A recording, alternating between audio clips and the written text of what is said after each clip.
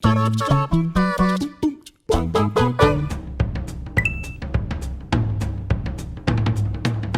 has been a bit of an odd one to think about because I think, actually, and strangely enough, asking someone what their favourite multiplayer level is a deeply personal question in a way. Let me try to explain because it does sound daft, but for me, I actually liken multiplayer maps to music in the sense that when you listen to certain tracks, you're instantly transported to the time period where you first heard them, where you associate certain, songs with certain periods in your life, certain days in your life. For instance, if I listen to American Idiot by Green Day, I imagine myself as like a 7-year-old child. I can almost smell and feel, what it was like to exist back then. It takes me right back. And I get the same feeling, strangely enough, even though this sounds ridiculous, with multiplayer maps, which is why I feel like this is a deeply subjective personal thing. And for me, it absolutely has to be Gridlock from Gears of War, from Gears of War 1, but throughout the entire series, because I remember getting into games, playing online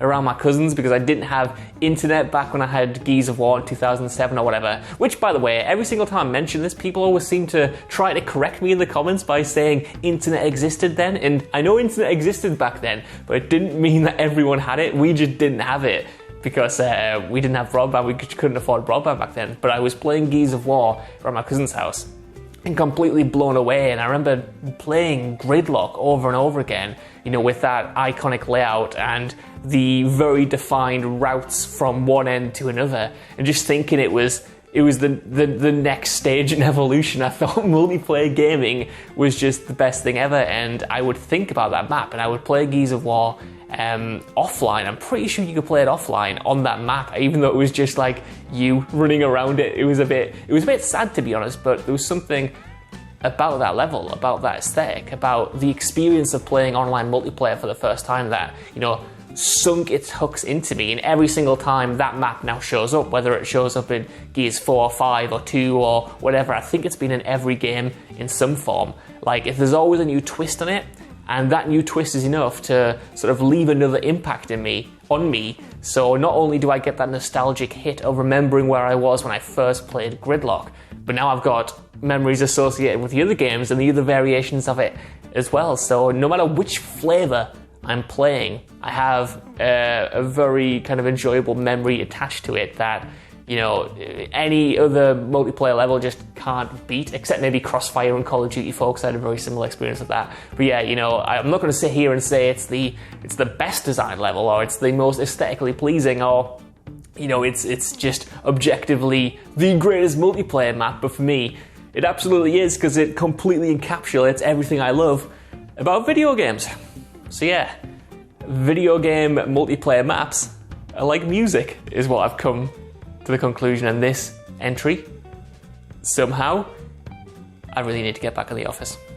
So for me, the best multiplayer level in a video game has to be Nuketown in Black Ops, because it's just such a cute little map. It's such a small map compared to a lot of the other maps in the game, and the fact that it's sort of based in a nuke town, a town that gets nuked on a regular basis, so everything's like really old-fashioned and like 50s themed, and I love that. That's like, when anything is 50s or retro themed and it's mixed with like post-apocalyptic. That's why I love Fallout so much. It's just such a good vibe to go for, and the fact that it is such a small map means I don't get lost, so I'm not running around trying to find people for ages. It's just so much easier to play.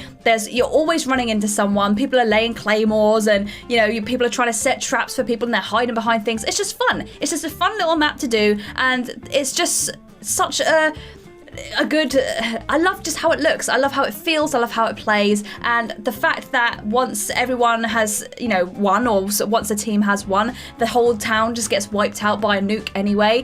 It's just such a cool feature, and yeah, it's just my favourite. It's bright, it's colourful, it's completely different to the other maps that are in the game, and I love it. I love the fact that it's 50s themed, but we're all in there in our proper like army gear, just completely destroying each other and blowing each other up and murdering each other, and yeah, even if you do win, you get obliterated by a nuke at the end anyway, so what's not to love?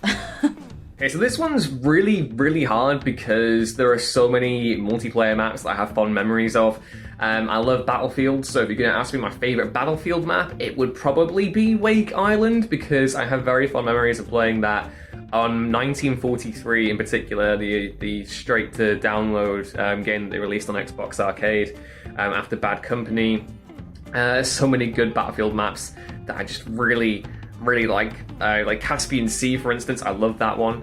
And also the classic Star Wars Battlefront games, Kashyyyk Islands and Renvar Harbor. Renvar, Bespin Cloud City, Bespin Platforms. Great maps that I love a great deal. However, my favorite map of all time is actually from what I think is the greatest multiplayer game of all time, and that is Halo 3, and it is Valhalla. Valhalla is the best map in Halo 3 because it combines everything you want from Halo. You know, you have the vehicle gameplay, you have the kind of long-range gameplay, and then also the close quarters gameplay. And it was one of the only maps in that game where you could blend all playstyles into one, and I loved it for that. It was such a great map. You had the gravity boosters on either base, and you would get launched back and forth, and oh my god, it was a fantastic map. I love Valhalla. Valhalla is one of the... It kind of exemplifies the genius of Halo 3's multiplayer and balance, you know. It's perfectly competitive, and it was just enjoyable. I never felt as though I was ever at a disadvantage playing that game. It always felt as though everyone kind of had, you know, an even footing. And Valhalla is a testament to that. So yeah, Valhalla from Halo 3, my favorite multiplayer map because it is so good. It genuinely is so good. I miss Halo. Going to the PlayStation Jumper with the PlayStation 4. I miss Halo, I miss it so much, and Valhalla is always in my heart because it's an amazing map. You should go play it if you can. It's really good. So the greatest multiplayer map in history has to be Dust 2 from Counter-Strike. The original 1.6 version, the Condition Zero one we don't talk about, Counter-Strike Source, and also both. There have been 2 versions of Dust 2 in Counter-Strike Global Offensive. The fact this map is still going today, after 20 odd years of it being around, goes to show how iconic and well made it is. The fact it's a sequel to a map that is no longer in CSGO, they genuinely took the map out, shows that this is a very, very important thing. Hundreds of thousands, if not, to be honest, millions of hours have been put into learning every single nook and cranny of that map, whether you're going to be sniping through mid doors into suicide, or you're going to be dashing about in tunnels with SMGs and being an absolute mental head case. It's an amazing map with so much possibility, so much variation in what you can do with it, and that's probably why it's become so popular and has remained popular, both in the just standard online gameplay scene and even in competitive as well. Literally last night there were teams playing on Dust 2 for ESL Pro League, so it shows that this is still a map that is held very closely to many people's hearts and is probably the most played multiplayer map ever out of all of gaming. I doubt there are real stats to go with that, but Dust 2's probably definitely up there. So yeah, I'd say Dust 2 from Counter-Strike has to be probably the most iconic level in multiplayer history. But I will name drop 2 forts from Team Fortress 2, yet another map that has transcended decades from the original Quake version of Team Fortress to the TF2 we know today, and even getting a rebrand again in the Invasion update, which was kind of cool. But also Derice from Call of Duty World at War. Yes, another map that has existed for over a decade that people still love to play, be it as Derice in World at War Black Ops 1 or the Giant in Black Ops 3. It's still an incredibly iconic map, and it's not, you can play the map solo, but it is, people remember it for being multiplayer and camping on a catwalk at the back of Teleporter C, you know what I mean. But yeah, Dust 2 for Derice, mainly Dust 2. It's time for another Chatty Faces with Jules's cats. This time we've got the Beav, short for the Beaver, who wants some attention. Hello, friend, you alright? We're talking today about the best multiplayer levels ever. I would have said all time, but I don't want to freak her out. For me, it has to be Time Splitters 2 Ice Station. Me and my friends used to play that game so very much. In fact, I'm pretty sure it came out like a day before my birthday, so we all stayed up playing that the night before. Had a great time, very cool. And one of the firm favourites was Ice Station because it has a central building in the middle and then 4 little stations around the outside. And what we used to do was get the sci-fi sniper rifles and the vintage rifles as well, and do snipers only team battles on there, where one team would be in the middle in the big fortress and the other teams could move outside and shoot them from the little fortresses, but the one team in the middle wasn't allowed to leave. So it made for some very tense and exciting times. But yeah. What do you think about that, Beav? Do you like that map? Would you have played that if you were a wee kid back in the day? Yeah, no. Oh, yeah. Oh, you. Right, okay. Oh, gosh, he's attacking me now. Right, anyway, speak to you soon, guys. Have a great day. Got any final words, Beav? He's literally sliding along the floor to get some attention at you. Right, speak to you soon. Bye.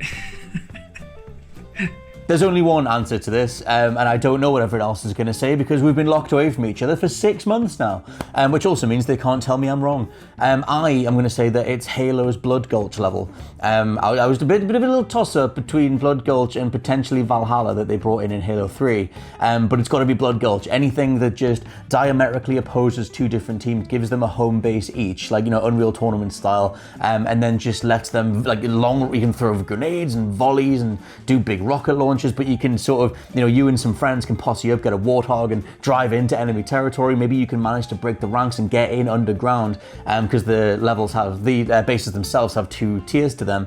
Maybe you can set up shop in there and just do a little bit of spawn killing if you want, or just hang out and just feel like you are sort of behind enemy lines, you know, and they don't even know that you're there. You're sort of just crouching. Maybe you get some active camo, active camo. I was like, what other word is that? Active camo. And start taking people out. I'm very excited about Halo. And I always loved that. I love the dynamics of that level, that they can shift just on a dime. And you can even go around the side and take these small little paths that go through some small little sort of little caves and stuff, and maybe set up an ambush in there, or, you know, find another infiltration route that no one would see coming because they're already too obsessed with trying to watch out for warthogs and rockets and things that are right in front of them. I love the dead man's land bit right in the middle, that is always guaranteed to be, you know, both sides are clashing right in the middle. It's just brilliant, to be honest. Some of my finest memories in gaming are connected to that level, and I absolutely love it. Like I said, Valhalla is very much them trying to do that again. And I just hope that, you know, Halo Infinite, that someone over at 343 can manage to create a level that is anywhere near as lovable and iconic as Blood Gulch, because for me that is just top tier, unbeatable, absolutely brilliant.